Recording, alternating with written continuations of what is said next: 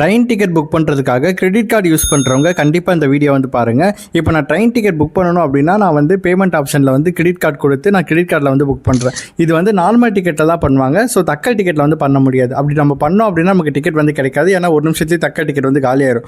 அப்படி நார்மல் டிக்கெட்டில் வந்து பண்ணுறப்போ நான் கிரெடிட் கார்டில் வந்து பே பண்ணி முடிச்சு இப்போ எனக்கு ட்ரெயின் டிக்கெட்டும் வந்து கன்ஃபார்ம் ஆயிடுச்சு. அதேமாரி அமௌண்ட்டும் வந்து கிரெடிட் கார்டிலேருந்து டெபிட் பண்ணிட்டாங்க.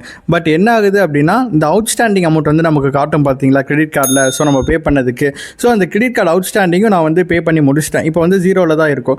அதுக்கப்புறம் ஒரு மாதத்துக்கு அப்புறம் நம்ம வந்து ட்ராவல் பண்ணல அப்படின்றதுக்காக ட்ரெயின் டிக்கெட் வந்து கேன்சல் பண்ணுறோம். அப்படி நம்ம ட்ரெயின் டிக்கெட் கேன்சல் பண்ணுறப்போ நம்மளோட ஒரிஜினல் பேமெண்ட் மெத்தட் தான் இந்தியன் ரயில்வேஸ் வந்து அந்த பேமெண்ட் வந்து ரீஃபண்ட் பண்ணுவாங்க.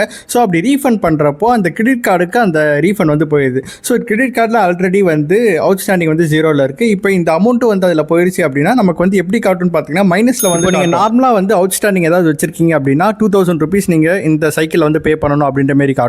பட் இந்த ரீஃபண்ட் வந்து கிரெடிட் ஆகும் பார்த்தீங்களா, அவுட்ஸ்டாண்டிங் ஆல்ரெடி ஜீரோவில் இருக்குது. இப்போ இந்த ரீஃபண்ட் அமௌண்ட்டும் வந்து இந்த கிரெடிட் கார்டில் போய் அதில் போய் ரீச் ஆகுது அப்படின்றதுக்காக அந்த பில்லை பார்த்தீங்கன்னா மைனஸில் வந்து காட்டும். சரிங்களா? ஸோ இப்போ நீங்கள் வந்து உங்கள் அக்கௌண்ட்டுக்கு வந்து ட்ரான்ஸ்ஃபர் பண்ணிக்க முடியாது. நீங்கள் என்ன பண்ணணும் அப்படின்னா நீங்கள் அந்த கிரெடிட் கார்டை வச்சு நீங்கள் ஏதாவது பர்ச்சேஸ் பண்ணுறதோ இல்லை ட்ரெயின் டிக்கெட் புக் பண்ணுறதோ அந்த மாதிரி ஏதாவது புக் பண்ணுறதுக்கு மட்டும் தான் இதை வந்து யூஸ் பண்ணி மைனஸில் இருக்க அமௌண்ட்டை நம்ம பர்ச்சேசிங்க்கு வந்து யூஸ் பண்ணிட்டோம் அப்படின்னா அந்த அமௌண்ட் வந்து லிமிட் யூஸ்டு இல்லை ப்ளஸ்ஸாக வந்து அதனால மோஸ்ட்லி வந்து கிரெடிட் கார்டில் வந்து ட்ரெயின் டிக்கெட் புக் பண்ணுறதை கொஞ்சம் அவாய்ட் பண்ணிக்கோங்க. இந்த மாதிரியான பிரச்சனைகள்லாம் இருக்குது அப்படின்றதால. மேலும் இந்த மாதிரி நிறைய ரயில்வே ரிலேட்டட் அப்டேட்ஸ்லாம் உங்களுக்கு வேணும் அப்படின்னா மறக்காமல் நம்ம சேனலில் சப்ஸ்கிரைப் பண்ணி வச்சுக்கோங்க. அப்படியே நம்ம இன்ஸ்டாகிராம் அண்ட் ஃபேஸ்புக் பேஜை ஃபாலோ பண்ணி வச்சுக்கோங்க.